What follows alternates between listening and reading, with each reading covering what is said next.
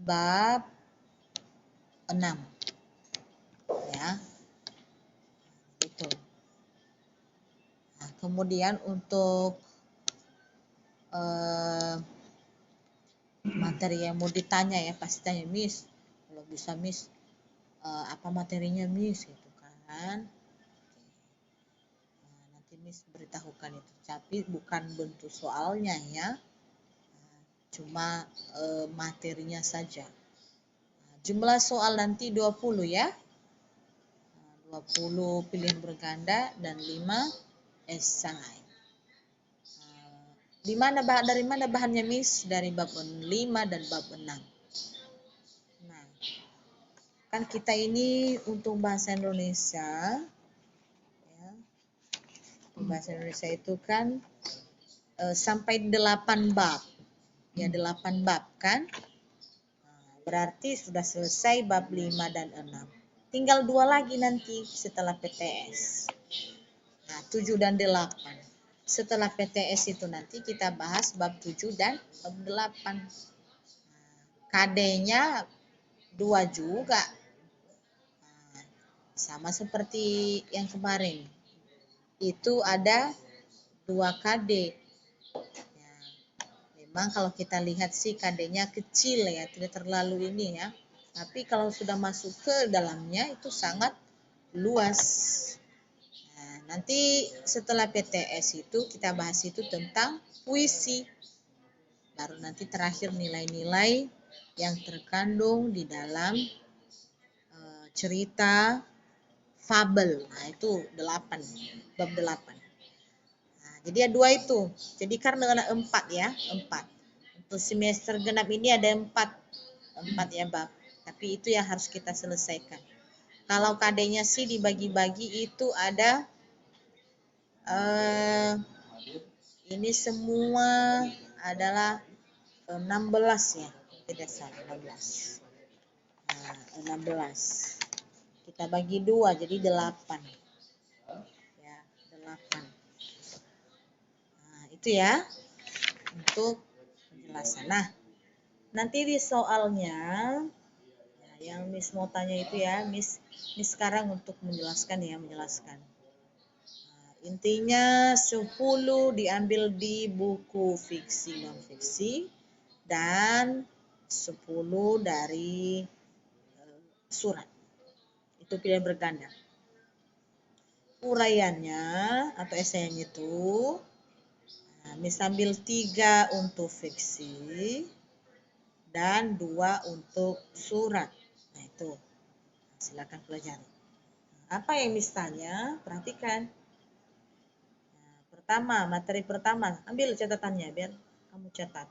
Yang mana yang mau ditanya? Oke. Kalau nggak dicatat juga tak apa-apa. Kamu tandai aja di buku paket yang mana yang mau ditanya. Miss jelaskan apa materinya. Pertama, Miss ambil di materi mengenai buku, jenis buku fiksi. Ya, kemarin kita sudah bahas itu ya. Miss ambil dari situ materinya. Baru begitu juga jenis untuk buku non fiksi.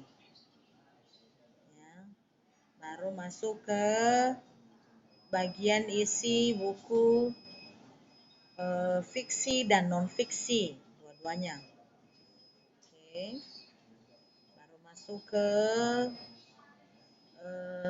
memberikan tanggapan ya, tanggapan pada penyajian buku fiksi dan non fiksi, itu materinya.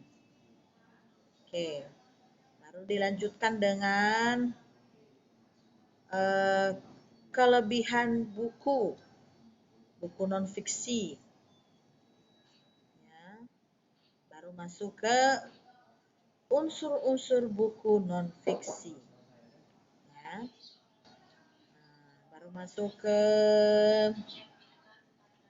definisi mengenai buku fiksi dan non fiksi. Tadi sudah mengomentari apa ya buku non fiksi, sekarang memberikan tanggapan pada buku fiksi. Kan di atas tadi non ya, sekarang adalah fiksi. Oke. Nah, baru masuk ke tadi kan dibahas unsur buku fiksi. Sekarang adalah unsur-unsur tadi kan non, sekarang fiksi. Nah, baru identitas buku. Identitas buku. Oke. Nah, baru menemukan informasi di dalam buku fiksi dan non fiksi. Nanti yang dibahas di situ kan SK3R itu ya. Nah, kamu bacalah bagian materi SK3R yang survei, pertanyaan, baca, mengulangi lagi, menulis kembali. Nah, ya. Oke. Menuliskan bentuk pertanyaan. Menuliskan bentuk pertanyaan pada buku fiksi. Oke. Nah, baru unsur-unsur intrinsik pada buku fiksi. Nah, baru latar buku fiksi. Nah, itu ya untuk fiksi non fiksi. Sekarang sudah masuk pada surat. Surat sekarang. Surat nanti mengenai membahas tentang kalimat penutup surat. Ya. Nah, baru melengkapi isi surat pribadi, struktur surat pribadi, penulisan tanggal surat pada surat pribadi. Oke. Kalimat pembuka surat pribadi. Baru jenis surat. Ya. Nah, itulah tentang surat. Baru terakhir kita masuk pada esai. Esainya. Jadi esainya itu nanti kamu pelajari bagian-bagian unsur-unsur intrinsik pada buku fiksi. Ya, dan menemukan langkah-langkah. Ya. Nah, baru definisi tentang surat dan unsur-unsur kebahasannya juga. Ya. Dan termasuk tentang strukturnya. Itu untuk bagian surat. Ya. Untuk kisi-kisi ada pertanyaan? Ada? Tidak ada ya? Udah jelas ya? Udah? Nah, silakanlah. Intinya kamu pahamilah bab 5 dan 6. Untuk fiksi dan non fiksi dan surat pribadi dan surat dinas. Nah, jadi pelajarilah itu semua. Oke. Ada pertanyaan? Tidak ada? Oke, kalau tidak ada kita lanjutkan yang kemarin. Nah, coba buka halaman 182. Nah, masih tentang surat. Ya. Setelah nanti PTS kita masuk pada materi baru yaitu tentang puisi. Nanti kita bahas di situ puisi rakyat, puisi modern. Nah, nanti kita bahas. Ini masih surat. Nah, di surat terdapat kebahasaan, ya kebahasaan, baik itu pribadi maupun dinas. Nah, jadi perhatikan tabel yang ada di halaman 183, ya. Di situ kan ada perbedaan. Ya. Nah, coba kita bandingkan tabel 1 dengan tabel 2. Tabel 1 itu jenis apa contohnya? Isi surat pribadi, sedangkan di tabel kedua itu adalah isi surat dinas. Di dalam surat dinas dan pribadi, ya, kalau strukturnya sama, memiliki pertama salam pembuka, ya, masuk ke kalimat pembuka. Habis kalimat pembuka masuk inti dan penutup. Tidak semua dituliskan di tabel itu. Yang diambil cuma sebagian. Yang diambil adalah salam pembuka dan kalimat pembuka surat.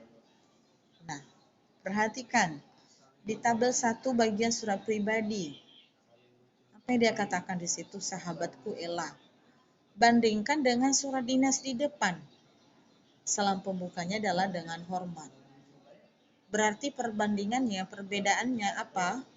Dalam segi penggunaan bahasa.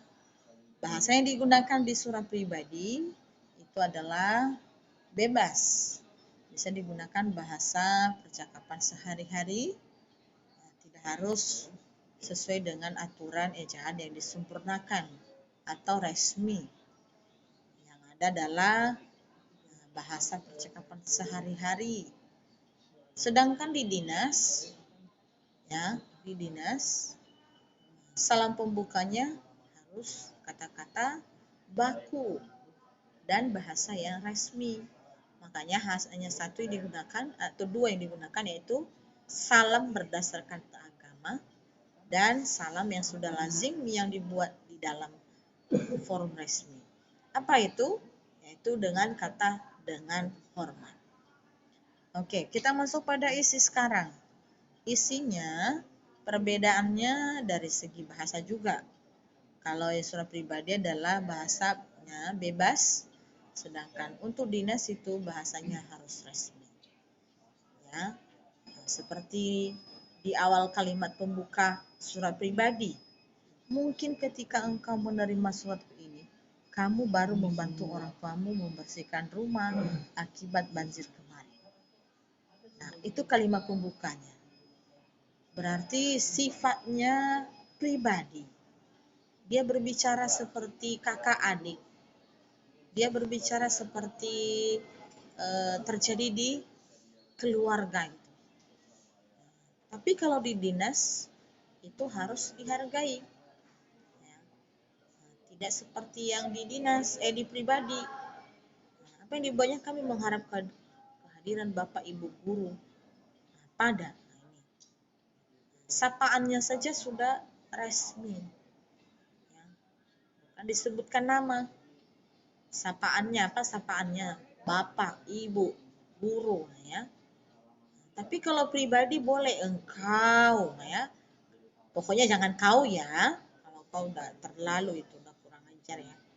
Nah, digunakan kamu, engkau, ya. Ada dua sapaan seperti itu. Nah, kata ganti itu kau, kamu bisa kalau di pribadi, ya. Karena sebaya ya, sama. Jadi mungkin Ella ini ada sahabatnya yang mengirim surat kepada dia, ya, sehingga itu yang terjadi menggunakan sudah dianggap seperti percakapan sedang misalkan sedang berjalan bercakap-cakap. Nah, itu ya mereka menggunakan bahasa yang dapat dimengerti. Tapi kalau di dinas itu tidak. Nah, itu perbedaannya. Nanti lebih jelas kita bisa melihat di kaidah kebahasaannya, yaitu di bagian halaman 183 ada kaidah kebahasaannya ada 13. Perhatikan mulai dari kepala surat. Nah, perhatikan kepala suratnya, kepala surat. Nah, baru masuk nomor, tanggal, lampiran, hal, alamat, salam, paragraf pembuka sampai pada pengiriman surat. 13 itu. Nah, satu-satu kita bahas. Kepala surat. Bis pernah sih menjelaskan kemarin ya. Nah, sering dikatakan ini kop. Ya, kop. Nah, di kop itu bentuknya yaitu piramida terbalik. Kemudian ditulis dengan huruf kapital. Khusus alamat ditulis dengan awal huruf adalah kapital, selain itu huruf kecil.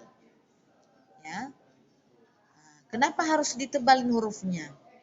Karena itu kan bagian kepala, bagian satuan, bagian nama satuan lembaga, instansi. Nah, Perlu disingkat? Tidak perlu disingkat. Contoh, nah, seharusnya pemerintah Kabupaten Grobogan ya, nah, disingkat karena malas menulis, udahlah PKG.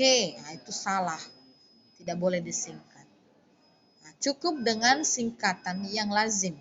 Apa singkatan yang lazim? Seperti SMP, SMA, SMK, itu sudah lazim.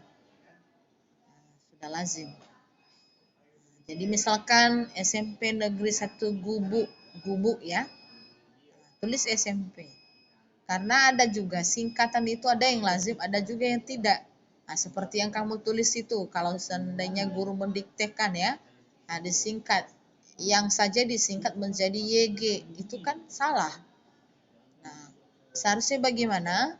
Ada kata-kata atau ada yang tepat yang untuk disingkat seperti YTH, ya, AN, ya, TH itu kan yang terhormat, AN atas nama, DTO dapat diketahui oleh, nah itu SD ya, S titik D ya, itu misalnya kalau kita menuliskan waktu, misalkan kita undang seseorang untuk mengikuti rapat, lalu kita tentukan dalam bentuk waktunya, misalkan jam 9 sampai dengan jam 12, cara nulisnya ya S titik D, huruf kecil ya, bukan huruf kapital. Artinya itu sampai dengan, itu sudah lazim ya.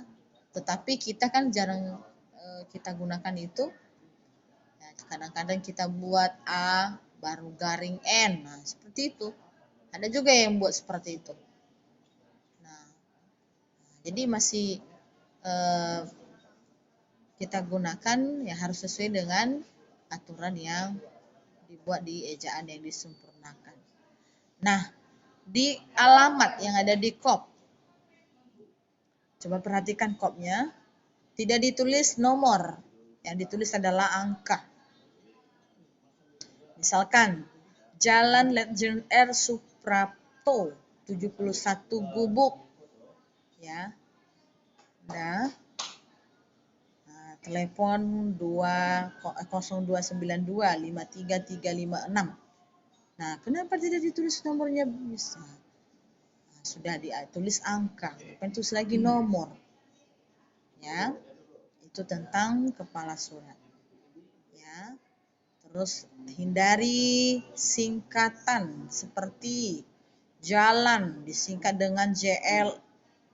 Ya, mungkin karena malas gitu ya, ditulis saja itu JL. Telepon TLP saja buat, itu dihindari. Karena itu kan kop, kepala surat. Ya, apa sih susahnya menulis satu kata? Oke. Itu tentang kop. Kemudian nomor. Miss pernah jelaskan itu ya, nomor. Nah, nomor itu ditulis dengan huruf kapital, bukan NO aja ya. Nah, tulis nomor. Baru titik 2. Penjelasan dari nomor itu berapa nomornya? 1. Garing SMP 1 bulan Januari, garing 2016 itu tahun 2016 ya, harus jelas, dan tidak dibubuhkan dengan tanda titik ya. Jadi itu tentang nomor. Kemudian tanggal surat biasanya selama ini kan ditulis nama kota dulu baru tanggalnya. Kenapa di dinas tidak ada? Coba perhatikan di contoh ini. Ya, karena tidak perlu lagi diulang, kan sudah ada di kop di atas. Ya, kenapa lagi diulang di penulisan tanggal surat? Nah, satu saja. Nah, nanti kan mubazir. Kemudian lampiran sering juga disingkat ini lam. Ya, lam. Tidak boleh disingkat, tulis lampiran biar jelas. Ya. Kemudian tidak diakhiri dengan tanda titik. Ya. Terus cara penulisannya lagi. Yang kita jumpai sekarang adalah seperti ini. 3 berkas. Ya. Nah, jadi 3-nya itu ditulis dengan angka, berkasnya ya tetap huruf Itu salah. Nah, yang sebenarnya bagaimana? Tulis dengan huruf, yaitu 3 berkas, 3 helai, 3 lembar. Jangan angka 3 kemudian lembar. Ya. Jadi itu yang benar. Yang benar adalah ditulis dengan huruf. Ya. 3 helai, 1 berkas. Ini kan pernyataan, ini harus jelas. Penjelasannya lampiran ini selain isi surat itu ada lagi yang mau diikutkan, yang ikut di bagian surat itu. Misalkan ada 3 lembar, misal jadwal, susunan acara, ya, atau lain sebagainya lah. Itu lampiran. Jadi makna dari lampiran ini bisa kita mengenal, oh selain isinya adalah undangan, oh dilampirkan juga susunan acaranya, dilampirkan juga ini tentang biayanya, dilampirkan juga untuk panitianya, ya begitu. Makanya tiga lembar lampirannya, boleh seperti itu. Oke, hal itu sering disingkat hal ya, dari kata perihal. Sebenarnya yang betul adalah perihal, tetapi kadang orang malas menulisnya disingkat dengan hal. Ya. Jadi seharusnya itu bukan hal, ya, tetapi itu adalah perihal. Karena malas saja itu. Nah, kemudian bagaimana yang mau diisi di situ? Tujuan kenapa dibuat surat, dikirim surat. Misalkan undangan rapat, mengikuti rapat ya, mengikuti seminar, undangan seminar, boleh seperti itu. Jadi di perihal ini atau di hal ini diupayakan lebih singkat, yang jelas tentang kalimatnya. Misalkan undangan rapat panitia ya, bisa saja itu lebih panjang ya, misalkan mengundang untuk mengikuti rapat panitia, itu terlalu panjang. Tetapi di sini diupayakan lebih singkat. Nah, boleh langsung saja undangan rapat panitia. Nah, makanya kalau di sekolah dikirim surat pemberitahuan kepada kalian ya, pada orang tua, nah, itu perihalnya kan misalkan sekolah mengundang orang tua mengikuti ya, rapat sekolah. Jadi dibuat di situ halnya atau perihalnya undangan rapat. Undangan rapat. Nanti di bawah atau di isinya dijelaskan rapat apa itu. Intinya sekarang undangan rapat. Ya, seperti itu. Kemudian alamat surat. Alamat surat ini sering kita gunakan yang lazim ya. Singkatan lazimnya yaitu YTH. Y kapital dan lainnya, T dan H kecil. Yang terhormat. Nah, itu sapaan juga ya. Nah, sebelum masuk pada nama penerima surat, nah, terlebih dahulu buat sapaan. Apa sapaannya? Ya, bisa ibu, bisa bapak, bisa tuan, bisa saudara, bisa saudari. Tapi jangan disingkat ya. Biasanya ada sih yang buatnya saudara. Saudara ini SDRA, SDRI, nah, itu ya. Tidak perlu itu sebenarnya, ditulis. Nah, oke. Kemudian huruf awal untuk penulisan sapaan ini ya, diawali dengan huruf kapital. Dan jangan lupa gelar, ya, gelar yang menerima surat. Ya. Jadi gelar ini kan ada gelar depan dan ada juga gelar belakang. Ya. Kemudian ada juga gelar yang bukan akademik, dari akademik, tetapi gelar misalkan kehormatan ya, atau turunan ya, keturunan